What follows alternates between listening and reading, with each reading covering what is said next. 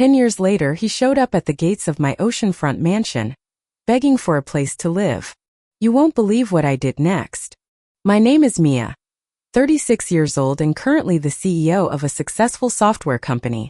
The oceanfront mansion I just purchased in California stands as a testament to my decade of relentless work.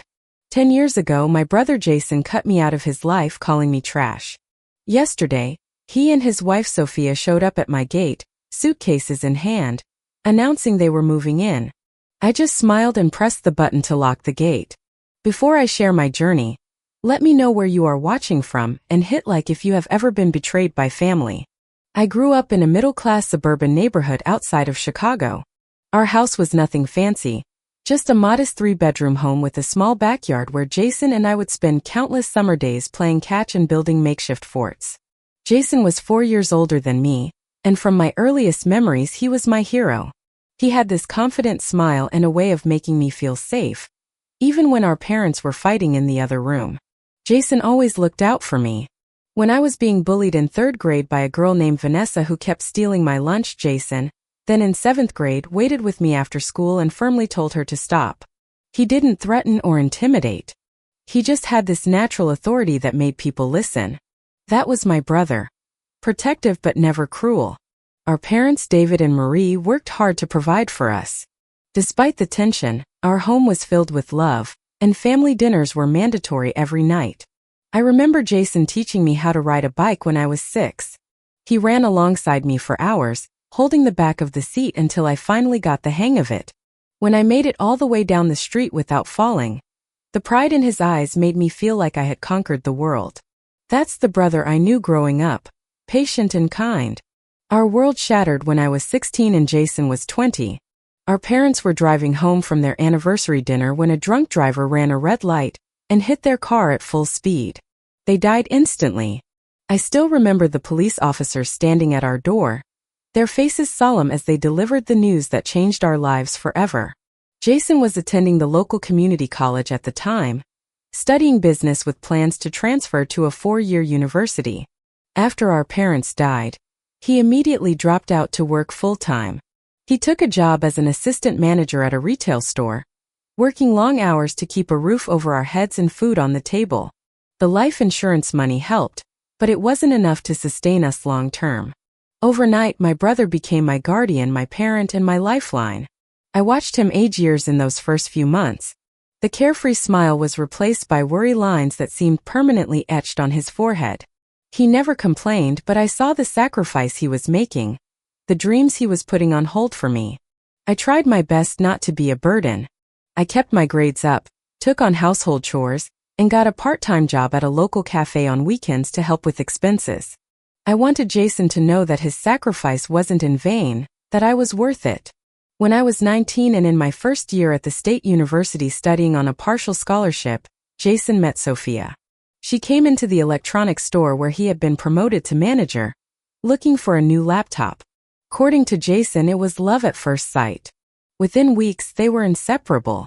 Sophia was beautiful, with long dark hair and an infectious laugh. She worked as a dental hygienist and seemed to bring light back into Jason's life. For that alone, I was grateful. The first few times we met, she was warm and friendly, asking about my studies and seeming genuinely interested in getting to know me. But as their relationship progressed, I began to notice subtle changes. Sophia would make small comments about how much Jason did for me, framing them as compliments, but with an undertone that made me uncomfortable. "It's so amazing how Jason sacrificed everything for you," she would say, her smile not quite reaching her eyes. Not many brothers would do that. At first, I brushed it off as her way of praising Jason, but over time, these comments became more frequent and less subtle. When Jason and I would reminisce about our childhood or share inside jokes, Sophia would grow quiet, her body language closing off until Jason would notice and change the subject. I tried harder to connect with her, inviting her for coffee, asking about her interests, even offering to help plan surprise dates for her and Jason. Sometimes she would accept my overtures with genuine warmth, and I would think we were making progress. Other times, she would decline with a thin excuse, leaving me confused about where I stood with her. Jason was so obviously in love that he didn't seem to notice the tension.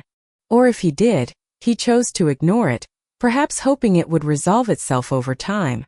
I didn't want to cause problems in his relationship, so I kept my concerns to myself, gradually spending less time at their apartment and creating space for their relationship to flourish. I told myself that it was natural, that Jason deserved to build his own life after years of putting mine first. But deep down I missed my brother and the closeness we once shared. I didn't realize then how much more distant we would soon become. He called me, excitement bubbling in his voice, to share the news. I was truly happy for him, believing he deserved all the joy in the world after everything he had sacrificed for me. The engagement party was at an upscale restaurant downtown, with Sophia's large extended family dominating the guest list. I sat at a table with distant cousins of hers who barely acknowledged my presence. The wedding was 6 months later, an elaborate affair at a country club that I knew must have cost a small fortune. I later learned that Sophia's parents had paid for most of it, something that seemed to both relieve and embarrass Jason. I was a bridesmaid, not the maid of honor as I had secretly hoped. That position went to Sophia's sister Olivia, who made it clear she saw me as an afterthought in the wedding party. Throughout the ceremony and reception, I plastered on a smile, determined not to let anything dampen Jason's special day. After the wedding, Jason and Sophia moved into a small but nice starter home in a developing neighborhood. I visited once for a housewarming dinner that felt stiff and formal, nothing like the comfortable gatherings Jason and I used to have. Sophia had decorated every inch of the house with no traces of the memorabilia or photos from our childhood that Jason had previously displayed. Around this time, I began to develop a passion for computer programming. It started in an introductory class I took to fulfill a general education requirement. But I quickly found myself captivated by the logic and creativity involved in coding. I switched my major from general business to computer science, spending hours in the computer lab, working on projects beyond what was required for my classes. It was in the university programming club that I met Emma, a brilliant and outspoken junior who became my closest friend. She accepted me exactly as I was, pushing me to develop my skills and believe in my abilities. During my sophomore year, I started experiencing unusual fatigue and persistent headaches. At first, I attributed it to stress and lack of sleep from balancing classwork with my part-time job. But when the symptoms worsened, Emma insisted I see a doctor. After several tests, I received the diagnosis. I had a rare kidney condition that would require ongoing treatment and potentially a transplant in the future. The news was devastating. My student health insurance covered some costs but left significant gaps. I took on additional work tutoring programming to freshmen and working extra shifts at the cafe, stretching myself thin while trying to maintain my grades. I didn't immediately tell Jason about my diagnosis.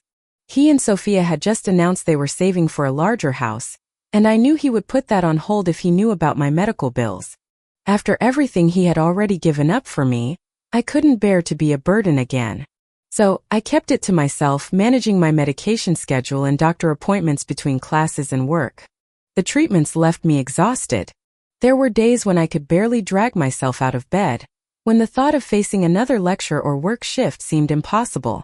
On those days, Emma would bring me notes from classes I missed and sometimes soup or homemade bread from her grandmother's recipes. My condition worsened midway through the semester, and I ended up in the hospital for 3 days after collapsing in the computer lab. The university administration was understanding, allowing me to take incomplete grades and finish my coursework over the summer, but the hospital stay added thousands to my already mounting medical debt. It was Emma who finally convinced me to call Jason. He would want to know. The phone call was brief and uncomfortable. Jason sounded shocked, then angry that I had kept my illness from him. He promised to visit the next day.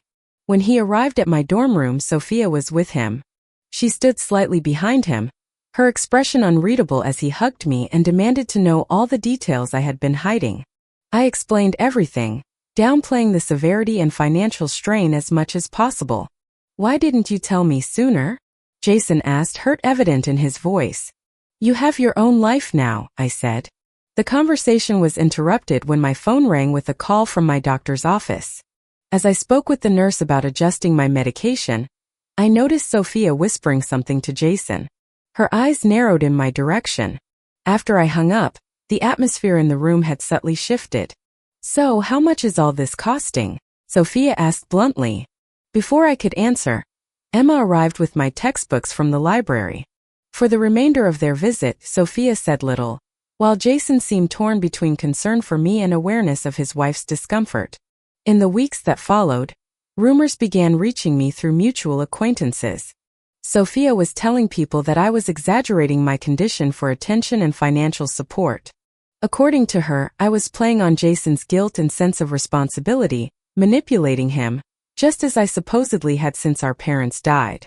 The accusations hurt more than the physical pain of my condition.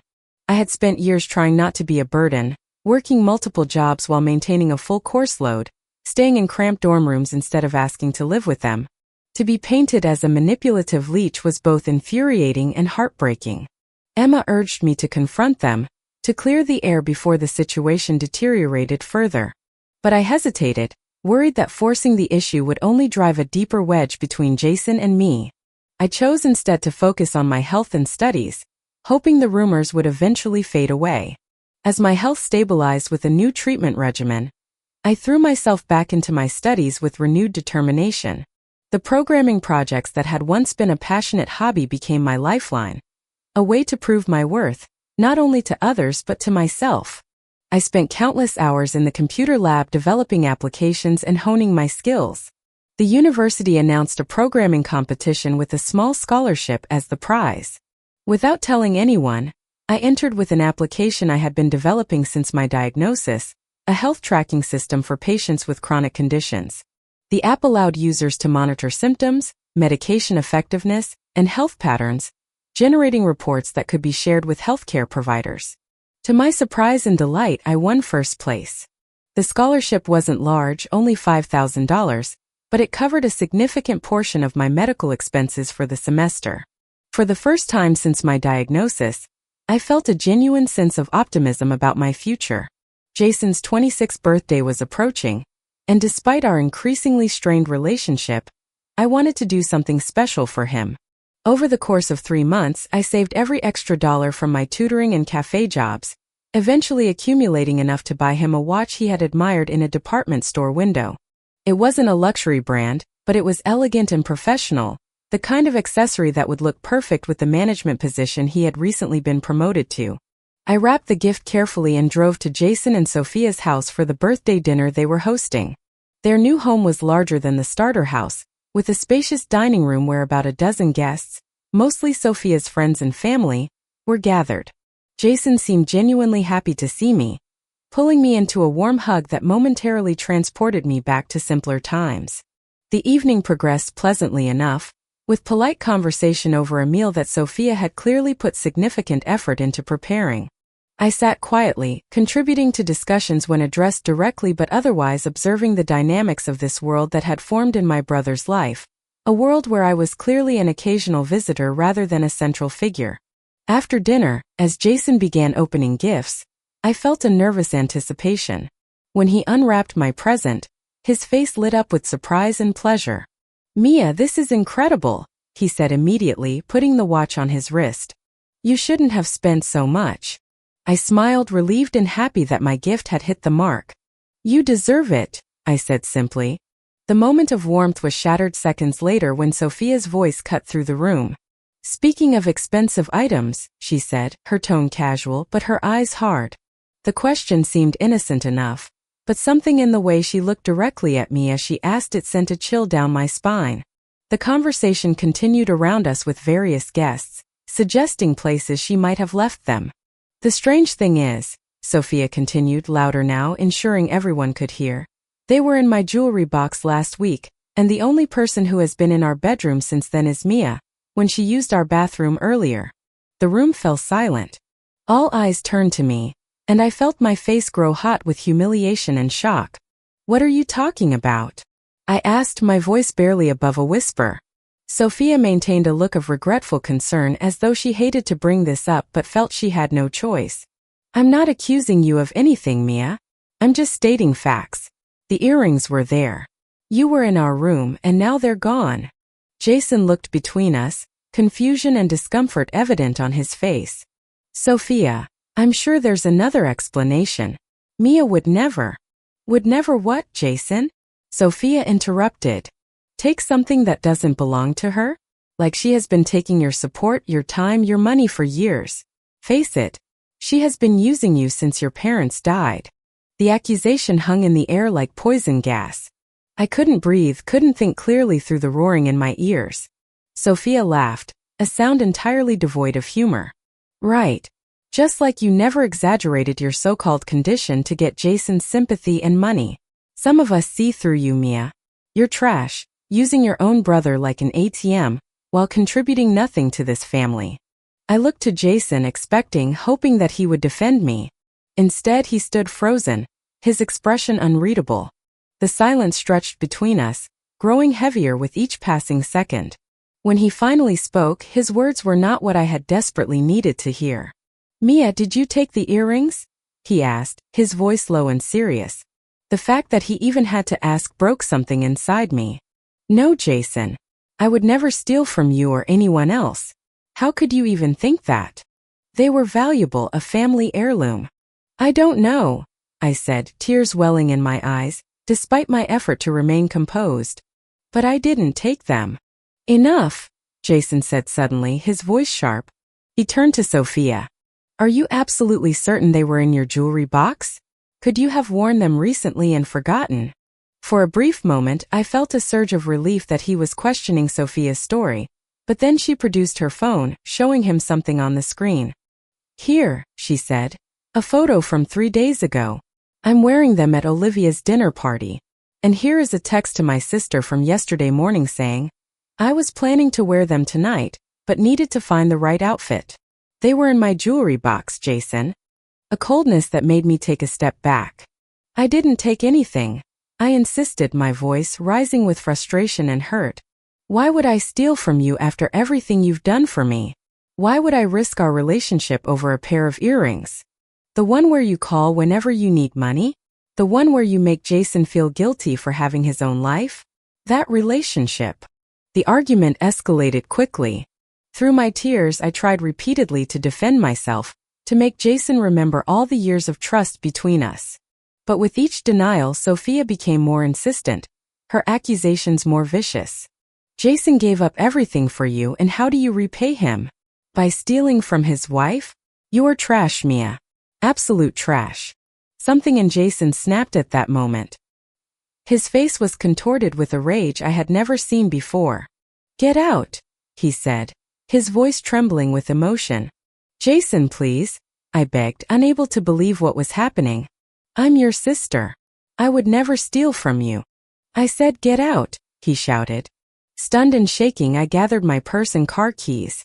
As I moved toward the door, I looked back at my brother one last time, hoping to see some sign of the person who had taught me to ride a bike, who had held me while we both cried at our parents' funeral. But the man staring back at me was a stranger, his eyes cold and distant. Don't contact me. We are done. I walked out into the night, got into my car, and somehow managed to drive through a blur of tears. 10 years of unwavering support and love had just been severed in an instant over a lie I couldn't disprove. The weight of that betrayal felt like it would crush me entirely. The days following Jason's birthday party passed in a haze of disbelief and pain. I returned to my cramped dorm room, but the space felt suffocating with the weight of what had happened. You can stay with me, she offered without hesitation. My roommate moved out last month and I haven't found a replacement yet. The apartment is small, but there's room for both of us. I protested weakly, not wanting to impose, but Emma was insistent. 2 days later, I moved my meager belongings into her modest 2-bedroom apartment near campus. The second bedroom was hardly larger than a closet, with just enough space for a twin bed and a small desk, but it was a sanctuary when I needed it most. The first few weeks were the hardest. I would wake up each morning with a momentary sense of normalcy before the reality of what had happened came crashing back. I tried calling Jason repeatedly, leaving voicemails pleading for a chance to talk things through. Each call went unanswered and eventually, I discovered he had blocked my number entirely. I even drove to his house once, desperate for a face-to-face conversation, but no one answered the door despite the cars in the driveway. Depression settled over me like a heavy blanket. I struggled to attend classes, to complete assignments, to maintain the scholarships that were keeping me in school. Emma became my lifeline during those dark days. She would gently but firmly wake me when I overslept, bring me food when I forgot to eat, and sit with me through nights when sleep seemed impossible. Without her unwavering support, I might have given up entirely. "You can't let them win," she would tell me firmly when I was at my lowest. "You can't let them define who you are, or what you're worth." Slowly, painfully, I began to rebuild my life around the gaping hole my brother's absence had left. I threw myself into my studies with renewed determination, channeling my hurt and anger into productive energy. I took on more tutoring hours and picked up freelance coding projects, working on websites for local businesses to supplement my income.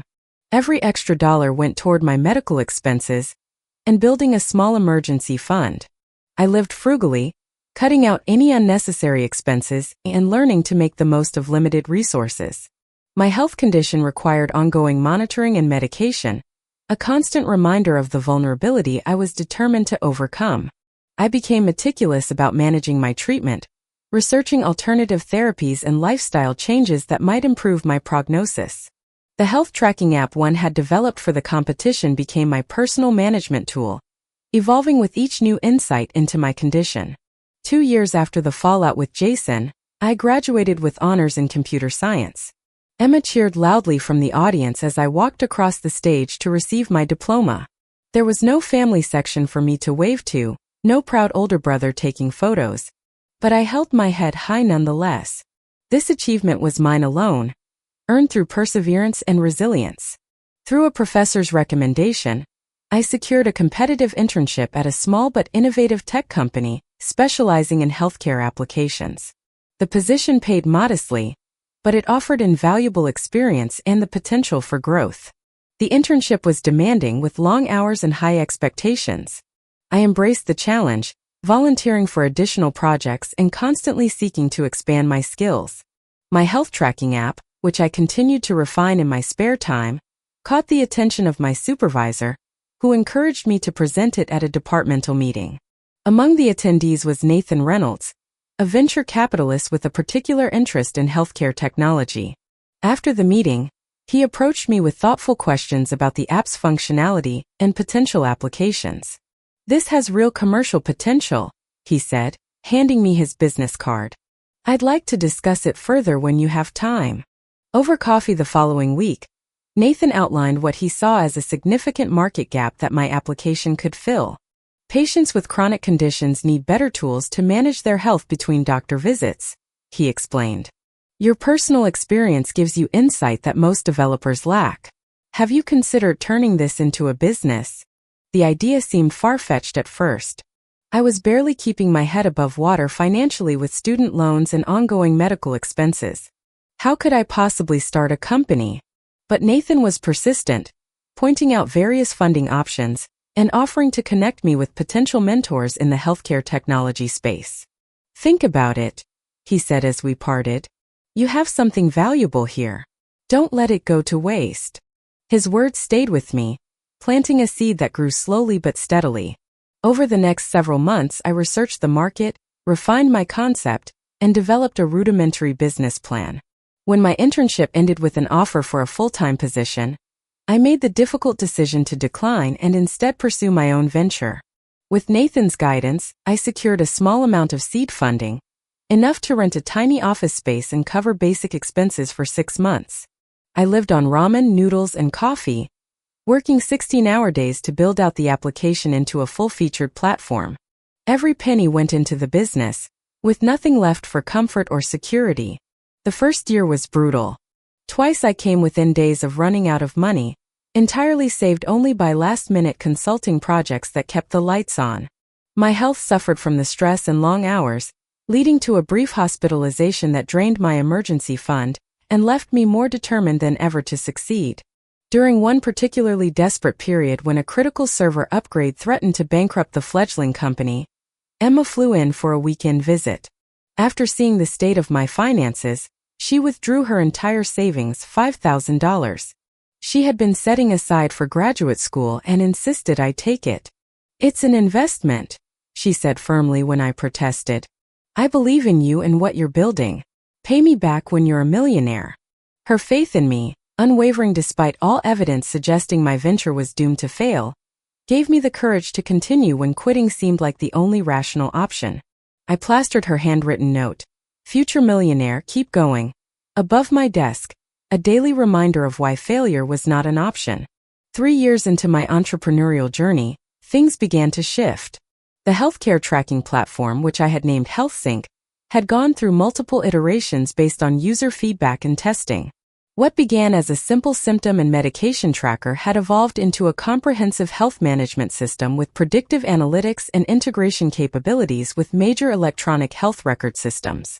A breakthrough came when Dr. Linda Matthews, the head of chronic disease management at Northwestern Memorial Hospital, agreed to pilot HealthSync with a small group of kidney disease patients.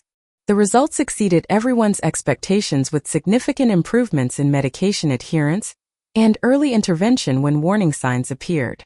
"This is exactly what we've been looking for," Dr. Matthews told me after reviewing the 6-month data. "The ability to see patterns between appointments gives us a much more accurate picture of what is really happening with our patients." The pilot program expanded to include other departments, and word began to spread within the medical community. A feature article in a respected healthcare technology journal brought attention from hospitals across the country.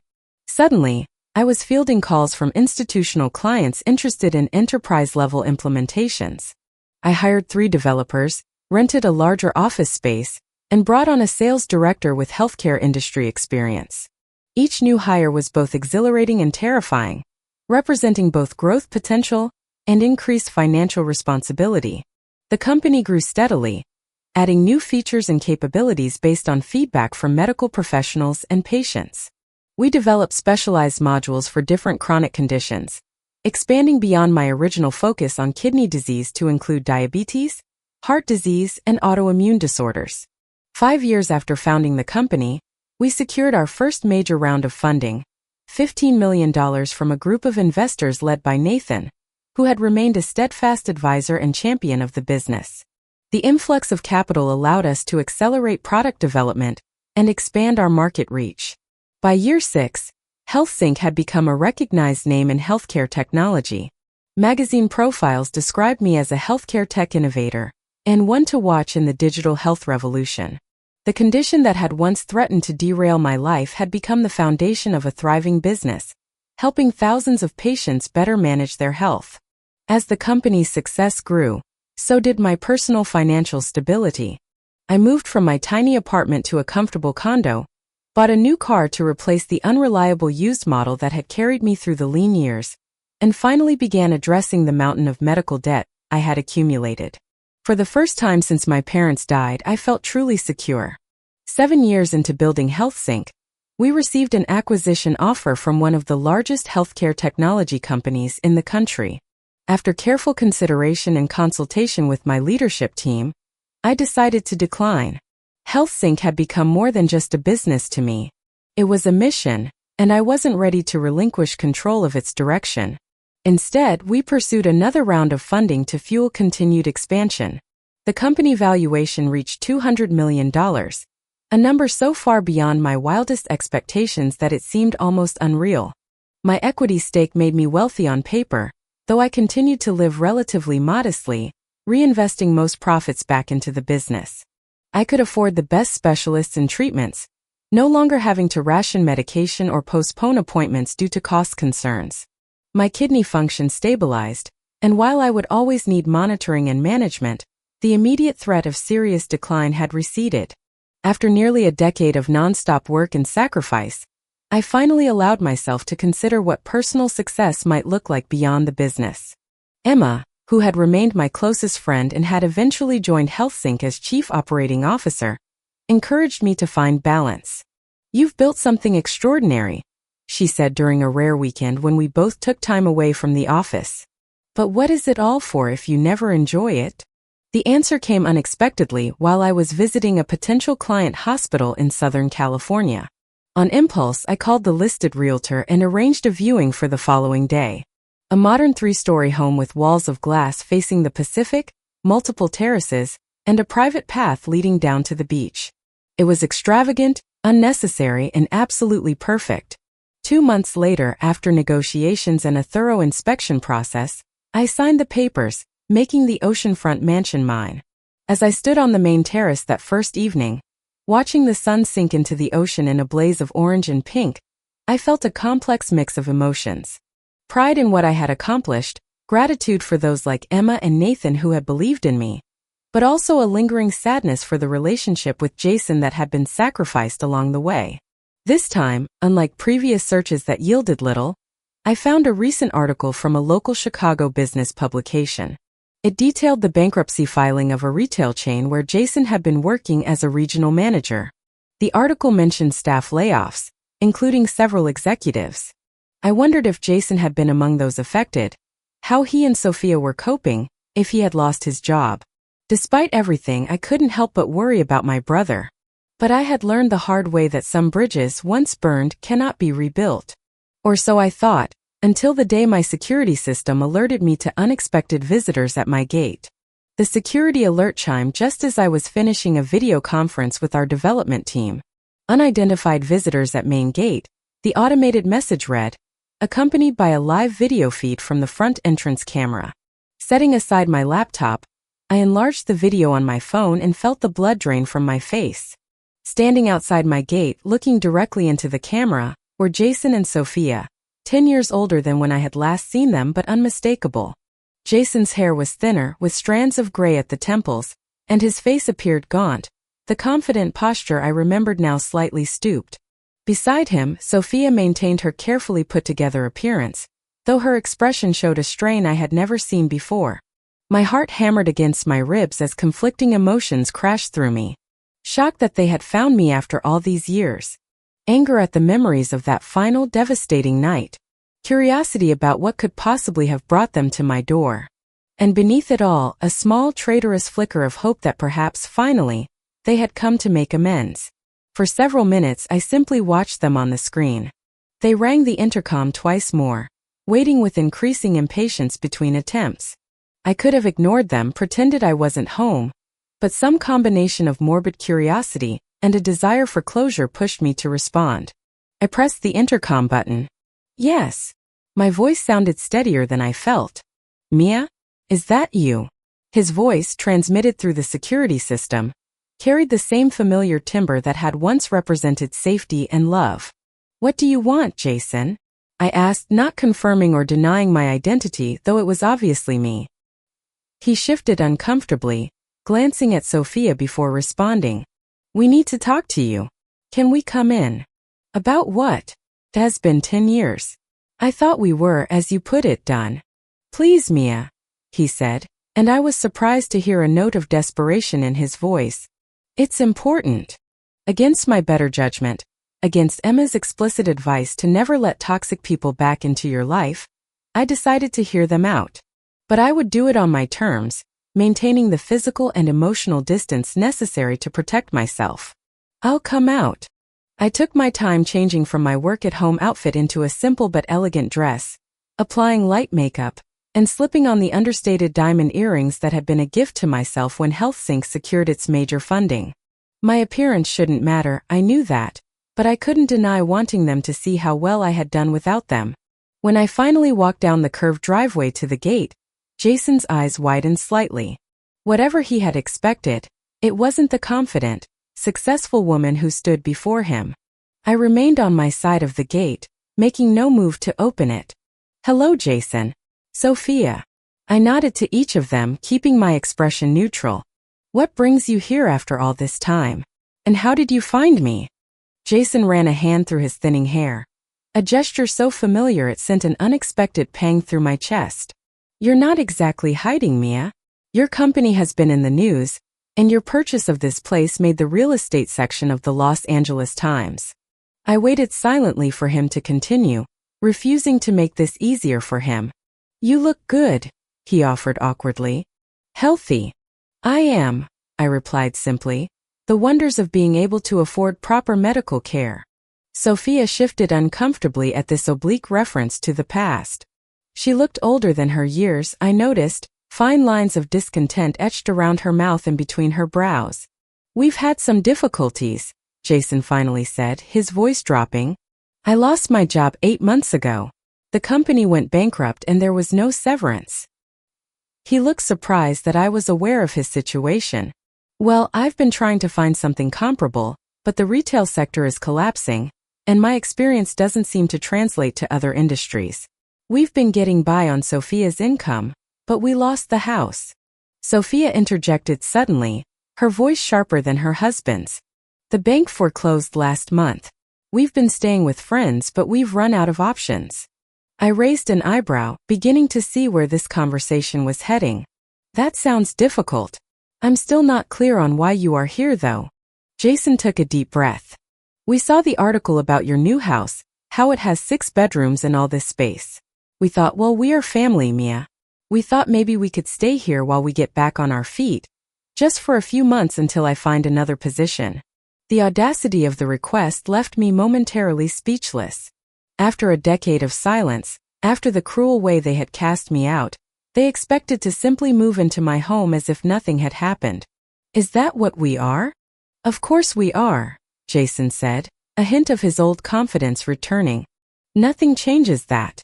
Blood is blood. Blood didn't seem to matter much when you called me trash and told me never to contact you again, I replied, my voice level, despite the emotion churning inside me.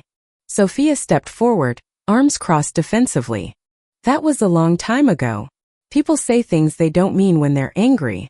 10 years is a long time to be angry, Sophia, I pointed out. I called. I wrote letters. I even came to your house once.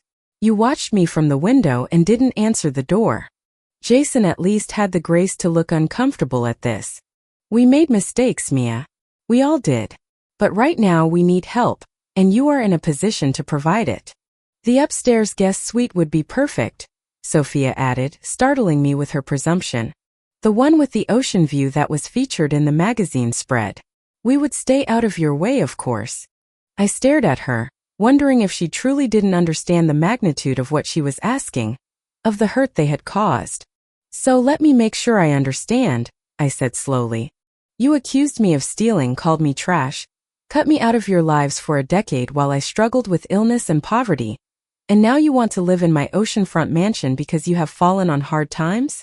When you put it like that, it sounds terrible, Jason said, frowning. But that's all in the past. We should move forward. Move forward, I repeated, without acknowledging what happened, without an apology. Fine, I'm sorry, Sophia said, the words coming out clipped and insincere. Is that what you want to hear? I'm sorry. Now, can we discuss the living arrangements? We have suitcases in the car. Her attitude ignited a slow-burning fury in me. What exactly are you sorry for, Sophia? For accusing me of theft? For calling me trash? For turning my only family against me when I was sick and vulnerable? I was upset about the earrings. A misunderstanding? I echoed. Did you ever find those earrings, by the way? No, but that's not relevant now. It seems pretty relevant to me, I insisted. You destroyed my relationship with my brother over those earrings. They were my grandmother's, Sophia snapped. They were valuable and sentimental. I was upset. So upset that you accused me without evidence. So upset that you told people I was faking my illness for attention. I never said that, she protested, but her expression gave her away. You did, I said quietly. And people told me. Do you have any idea what it's like to be sick, scared, and alone?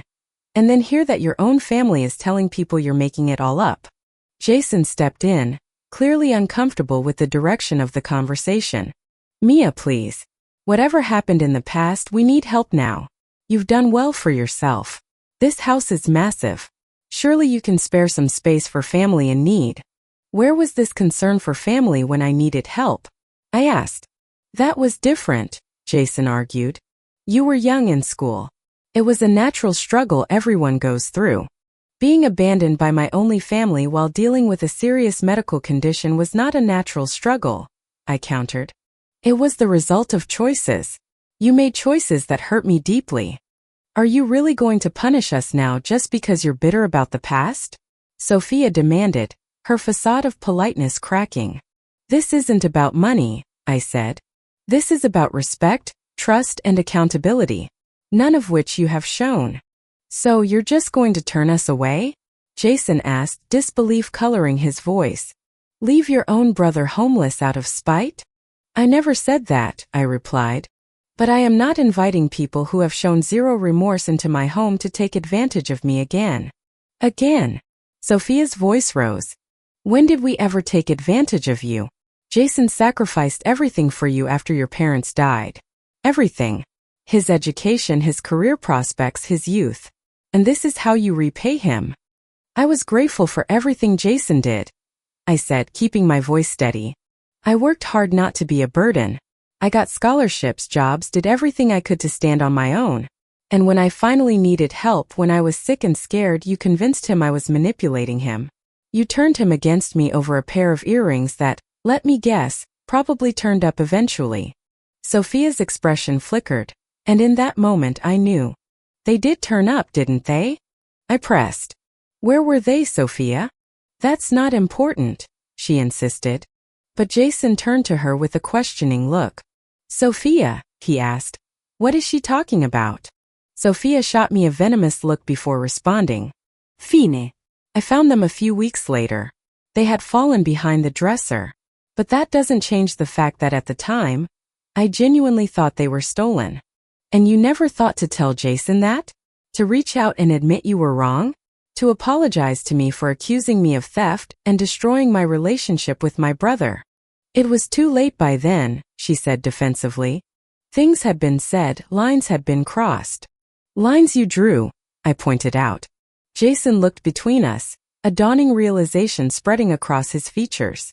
You found the earrings and never told me, he asked Sophia. It doesn't matter now, Sophia said quickly. That was ages ago. We have real problems now, Jason. Focus. It matters to me, I said quietly. It mattered when I was alone in a hospital room wondering if I would be able to afford the treatment I needed. It mattered when I had no one to call when my business was on the verge of bankruptcy. It mattered during every holiday I spent alone while you two were playing happy family. If you're so successful now, why does any of this still matter? Sophia demanded. Unless you're just being petty and vengeful. Wanting accountability isn't petty, I replied. And expecting an actual sincere apology before considering helping someone who hurt you isn't vengeful. It's self-respect. Fine, Jason said, frustration evident in his voice. We're sorry. Truly sorry. Is that enough? Will you help us now? I studied my brother, searching for the genuine remorse I needed to see. Instead, I found impatience and entitlement, the apology clearly a means to an end rather than a true acknowledgement of the pain they had caused. If you were truly sorry, I said softly, you wouldn't be asking if your apology was enough. You would be offering it freely, without expectation of reward. The fact that you see it as a transaction tells me everything I need to know. So, you're just going to leave us with nothing? Jason asked, anger creeping into his tone. After everything I did for you growing up? After I gave up my future to raise you? That's cold, Mia. Selfish and cold. His words stung, but I refused to let them penetrate the armor I had built over years of self-reliance. I never asked you to give up your future, Jason. I would have gone into foster care if necessary. You chose to become my guardian. And while I was and am grateful for that, it doesn't give you the right to hurt me, and then expect me to welcome you with open arms a decade later when you need something. This is ridiculous, Sophia huffed.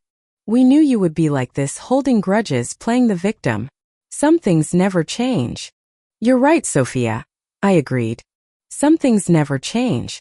Like your inability to take responsibility for your actions. Like your willingness to manipulate situations to your advantage, regardless of who gets hurt. I turned to Jason, feeling a profound sadness beneath my resolve. I loved you, Jason. You were my hero, my protector, my family. And you threw me away based on an accusation that wasn't even true. Now you are here not because you missed me or regretted your choices, but because you need something from me. That isn't love or family. That's opportunism. You're being unfair, Jason insisted. Families also respect each other, I countered. They apologize sincerely when they hurt each other. They make amends. They don't show up after 10 years of silence expecting to be welcomed as if nothing happened. I looked at the two people standing outside my gate, feeling a strange sense of calm replace the tumultuous emotions I had experienced minutes earlier. In their faces, I could see not just the decade that had passed, but the fundamental character that time had only made clearer. They had not changed, but I had. With quiet resolve, I pressed the button on my phone that locked the security gate more firmly. The soft click carried a finality that seemed to surprise Jason and Sophia. "I am not the desperate, vulnerable young woman you discarded 10 years ago," I said, my voice steady and clear. "I am not trash. I never was. And I will not be treated as such, not even by people who share my blood. You have this massive house, and you won't help your own brother?" "I didn't say I wouldn't help you," I clarified. "I said I would not allow you to move into my home and continue the same unhealthy patterns that destroyed our relationship in the first place." I opened my wallet and removed a business card. "This is the contact information for a financial advisor who specializes in helping people rebuild after bankruptcy. I will pay for 3 months of counseling with her. She can help you develop a sustainable plan moving forward." I slid the card through the gate. Jason made no move to take it, but Sophia snatched it up, examining it with a mix of disbelief and disdain. "I will also pay for a week at the extended stay hotel down the coast while you figure out your next steps," I continued. "It's clean, comfortable, and will give you space to work with the financial advisor." "A hotel?" Sophia repeated incredulously. "You think a week in a hotel solves anything? The rest is up to you. The same way my future was up to me when you both abandoned me." "This is not what family does," Jason insisted, his face flushed with anger or shame.